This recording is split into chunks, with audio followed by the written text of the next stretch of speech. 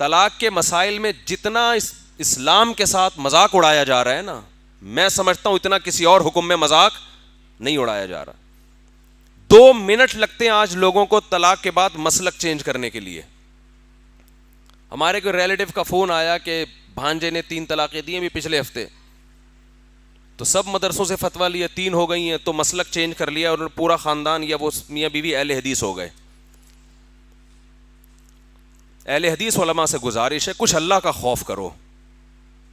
تمہارے پاس کوئی شخص طلاقیں دے کے حرام بیوی کو حلال کروانے کے لیے آتا ہے، اسے گلے مت لگاؤ، اس کو ڈراؤ اللہ کے عذاب سے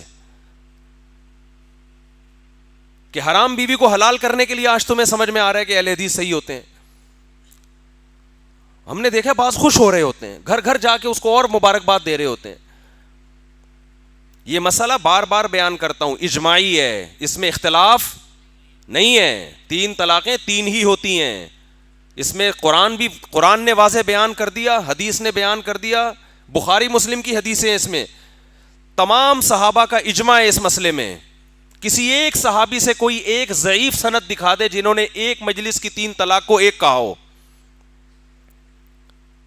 چاروں اماموں کا اجماع ہے. تو طلاقیں دینے سے پہلے سوچا کرو کہ میں کیا کہہ رہا ہوں زبان سے، فوراً چینج مسلک. وہ بھی بیٹھے ہوئے ٹھپے لگانے کے لیے فوراً چلو بھائی حلال ہو گئی. خدا کے غضب سے ڈرو یار. تم کانپ جانی چاہیے انسان کی روح کہ وہ کیا کر رہا ہے. حضرت عمر پہ یہ غلط الزام لگا ہے کہ انہوں نے 3 طلاق کا قانون بنایا. اگر نبی کے دور میں اکٹھی 3 ایک تھیں تو کیا حضرت عمر کو یہ اتھارٹی تھی کہ وہ 3 کو 3 کر دیں، حلال بیوی کو حرام کر دیں؟ یہ بات ایک 5ویں کلاس کے بچے کو سمجھائیں سمجھ میں آ جائے گی، ہمارے اہل حدیث علماء کی سمجھ میں نہیں آ رہی. تو آج علم میں عمق نہیں ہے، گہرائی نہیں ہے، حوالے ہیں. حدیث نمبر فلاں، حدیث کا یہ متن ہے. اتنا آسان معاملہ ہوتا تو لوگ مجتہد کیوں بنتے، مدرسوں میں بیٹھ کے علم کیوں حاصل کرتے، اصول فقہ کیوں پڑھتے، مجتہدین کو فالو کیوں کرتے. تو خوب سمجھ لیں یہ اس طرح نہیں ہوتا کہ دے دی اور جا کے اہل حدیث سے فتویٰ لے لیا. اب مسئلہ یہ ہوتا ہے گھر اجڑ رہا ہے تو کیا کریں. تو خوب اصول کی یاد رکھو. غلطی سے پہلے شریعت کے اصول کچھ اور ہیں، غلطی کے بعد اصول کچھ اور ہیں. یہ خوب سمجھ لو اس کو اچھی طرح. جب تک آپ سے غلطی نہیں ہوئی تو اسلام آپ کو غلطی اور مسٹیک سے روکتا ہے. اکٹھی 3 طلاقیں دینا غلط ہے یا نہیں ہے؟ بول لو نا بھائی. غلط ہے، ناجائز ہے، سزا ہے اس پہ شریعت میں. یہ عمل تو غلط ہے. حضرت عمر کے پاس جب کوئی 3 طلاقیں دے کے آتا تو کوڑے پہلے لگاتے، فتویٰ بعد میں دیتے تھے اس کو. تو اس کی حوصلہ شکنی کرنی چاہیے. اسلام نے، قرآن نے ڈیورس کا ایک طریقہ بیان کیا ہے کہ 1 مہینے میں 1 سے زیادہ نہ دی جائے، اور اس میں بیوی سے ہم بستری نہ کی جائے، حیض کی حالت میں نہ دی جائے. بہت سارے پروسیس ہے اس کا. بلکہ پہلی طلاق سے پہلے بھی ایک پروسیس ہے کہ دونوں خاندان بیٹھیں، جوڑ کی کوشش کریں. وہ تمام پروسیس کو نظر انداز کیے بغیر ایک دم غصے میں آ کے دھڑ دھڑ دھڑ دھڑ دھڑ فائرنگ شروع کر دینا، اور جاہلوں کی طرح اگر تو گھر سے نکلی تو تجھے طلاق ہے، تو ماموں کے گھر گئی تو تجھے طلاق ہے، تو نے اگر آج کھانا نہیں پکایا تو. جاہل لوگ. جب خواتین بتاتی ہیں نا میرے شوہر نے مجھے یہ کہا ہے کہ اگر تو ابھی گھر سے نکلی، یا تو ہوتا ہے نا کوئی کنویں میں چھلانگ لگا رہی ہو وہ خودکشی کی نیت سے، اس میں ڈرانے کے لیے آدمی کہہ دے، یا کوئی خدا نخواستہ کسی مرد کے ساتھ بھاگ رہی ہے، کوئی بندہ آیا ہوا بھگانے کے لیے بائک پہ آ جا، تو بندہ کہتے ہوئے اچھا لگتا ہے اگر تو اس کے ساتھ بیٹھی بائک پہ، چھوٹی چھوٹی باتوں پہ، ماں کے گھر جا رہی ہے میں تجھے روک رہا ہوں ماں کے گھر نہیں جانا، اگر تو گئی تو بھائی ٹھیک ہے آپ جب روک رہے ہیں تو اس کو چاہیے نہیں جائے، لیکن یہ کوئی اتنا بڑا کیس ہے کہ آپ اس پہ طلاق معلق کرنا شروع کر دو. مجھے یاد ہے ایک دفعہ ہم ٹیکسی میں بیٹھے ہوئے تو ہاکس بے کی طرف جا رہے تھے. وہ ٹیکسی والے کو پتہ نہیں تھا ہاکس بے کہاں ہے، وہ نیا نیا آیا ہوگا کراچی میں. وہ چلاتے چلاتے اتنا دور، اس نے کہا آئندہ میں اس علاقے میں آیا تو میری بیوی کو 7 طلاقیں. تو میں نے کہا بھائی کیا جاہلوں والی باتیں کر رہا ہے اللہ کے بندے. ہو سکتا ہے زندگی میں کبھی آنا پڑ جائے، کوئی مسئلہ ہو جائے، کوئی فضول کام. جہالت سے بڑا عیب دنیا میں کوئی نہیں ہے. تو طلاق معلق کر رہے ہوتے ہیں نا, اگر یوں کر لیا. ایک صاحب کی بیٹی کے لیے ایک بندے, میں نے اپنی زندگی میں جو پہلا فتویٰ لکھا نا سن 2000 میں, وہاں اس وقت میں نے فتوے لکھنا شروع کیے, تو جو پورے ملک میں ڈاک آتی ہے وہ پھر اس کے جوابات لکھے جاتے ہیں. تو پہلا فتویٰ یہ تھا کہ ایک صاحب نے کہا میری بیٹی کا رشتہ مانگا ہے فلاں نے, میں نے کہا اگر میں نے اپنی بیٹی کا رشتہ تجھے دے دیا تو میری بیوی کو طلاق. ارے تو ویسا ہی منع کر دے یار کہ آپ مجھے بالکل بھی پسند, وہ سن لیں دوبارہ, بالکل بھی پسند نہیں آئے والا. آپ ویسے ہی کہہ دو کہ بھائی آپ مجھے بالکل بھی پسند نہیں آئے, کیا آپ چھوڑو بس, وہ وہاں چلا جاتا ہے دماغ پہ, بالکل بھی پسند نہیں آیا آپ مجھے, یہ کہہ دیتے ہیں نا آپ اس کو. وہ نئے نئے لوگ آئے ہوئے ہیں, سنانے دیں یار تھوڑا سا. ایک بندہ کسی کے گھر گیا رشتہ لینے کے لیے نا, تو لڑکی والوں نے انکار کر دیا, نہیں آئے ہوں گے پسند ان کو. لڑکا گھر چلا گیا, لڑکی نے کے ابا نے فون کیا لڑکے کو, لڑکا تھوڑا خوش کہ یار دوبارہ رابطہ کر رہے ہیں, شاید کوئی امید ہو گئی ہو. جی انکل فرمائیے.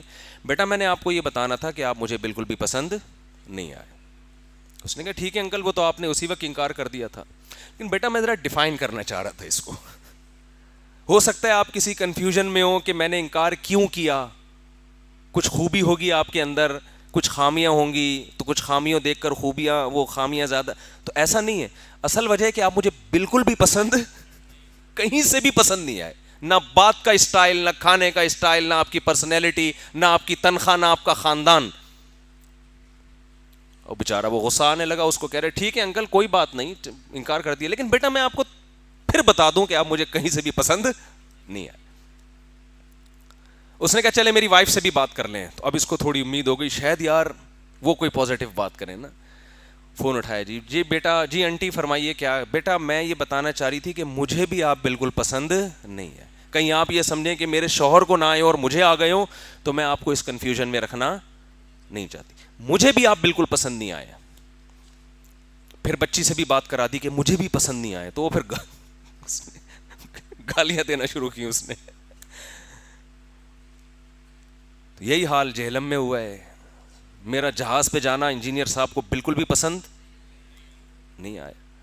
ویسے وہ بیٹھنے کے لیے تیار تھے, انہوں نے تو خود کہا تھا جب قیامت تک کے لیے ٹائم ہے, جب چاہو آ جاؤ, لیکن مجھ سے کچھ غلطیاں ایسی ہوئیں جو انجینئر صاحب کو بالکل بھی پسند نہیں تھی.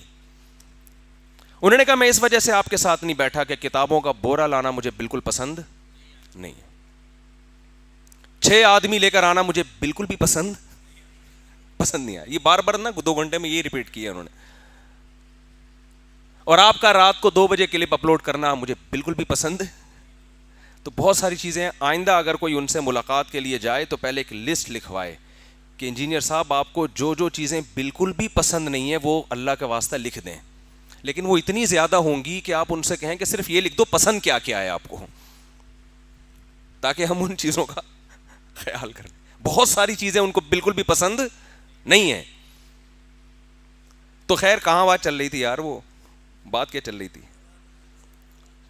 وہ میں عرض کر رہا تھا کہ غلطی سے پہلے, کیونکہ بہت لوگ دے دیتے ہیں یہ کام کر لیتے ہیں, تو دیکھو غلطی سے پہلے کے اصول کچھ اور غلطی کے بعد کے اصول کچھ. پہلے تو اصول یہ ہے کہ غلط ہے یہ طریقہ, اسلام نے پابندی لگائی ہے. طلاق معلق کر دینا, یوں کیا تو اپنی ٹھڑک بیوی پہ کیوں نکال رہے ہو یار, کسی کے رشتہ دیا تو اس کو طلاق, دوبارہ ہاکس میں گیا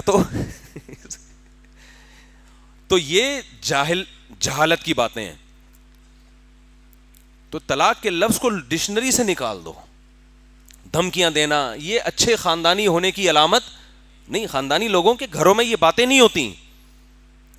لڑائی جھگڑے سب جگہ ہوتے ہیں, اختلافات بھی ہوتے ہیں, لیکن خاندانی لوگ یہ لفظ بہت آخر میں لے کر آتے ہیں, اور وہ بھی پہلے خاندان کو بٹھا کے مشورے کر کے اس کے بعد جا کے.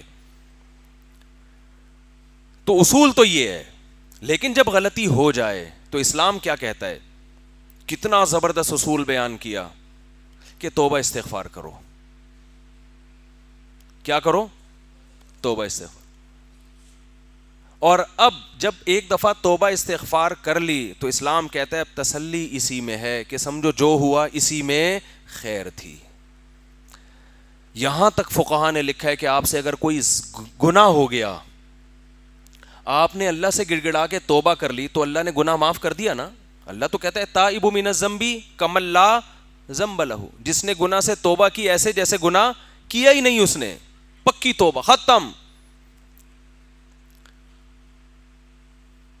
اب بار بار اگر شیطان آپ کو پریشان کرتا ہے نا کہ یار نہیں یہ تم نے کیا تھا, تم غلط ہو, تو شیطان کو, کیونکہ اب شیطان پریشان کرے گا نا تو آپ کا پھر عبادت میں دل نہیں لگے گا. کیونکہ جب آدمی اپنے آپ کو سمجھتا ہے میں بندہ ہی غلط ہوں, تو پھر وہ کسی نیکی کی طرف اس کو موٹیویشن نیکی کی جب ملتی ہے جب انسان کو اس کی صلاحیتوں کو کہ بھائی تم یہ کر سکتے ہو, تم ایک اچھے انسان ہو, معاشرے کے تم بھی اچھے بن سکتے ہو.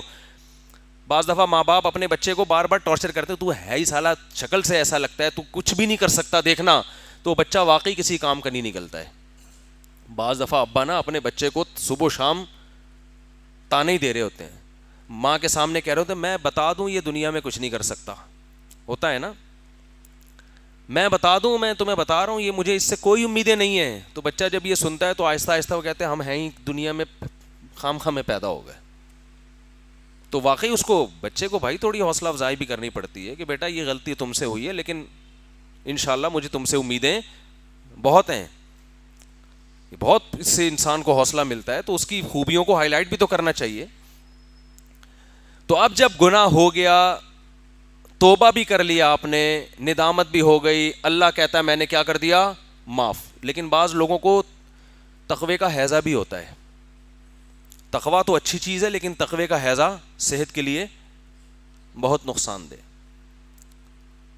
وہ خام خواہ میں نا بس نہیں ہم سے یہ ہو گیا تھا, پتہ نہیں ہمارا کیا بنے گا, پتہ نہیں کیا بنے گا. اس کا مطلب تم اللہ سے کو چیلنج کر رہے ہو, گویا اللہ معاف کر ہی نہیں سکتا تمہیں, تم اللہ کی رحمت سے آگے نکلنے کی, یہ بھی ایک قسم کا تکبر ہے. علماء کہتے ہیں گناہ ہو گیا, اچھی توبہ کر لی, پکی سچی مچی کی ہو گئی, بھول جاؤ اس کو.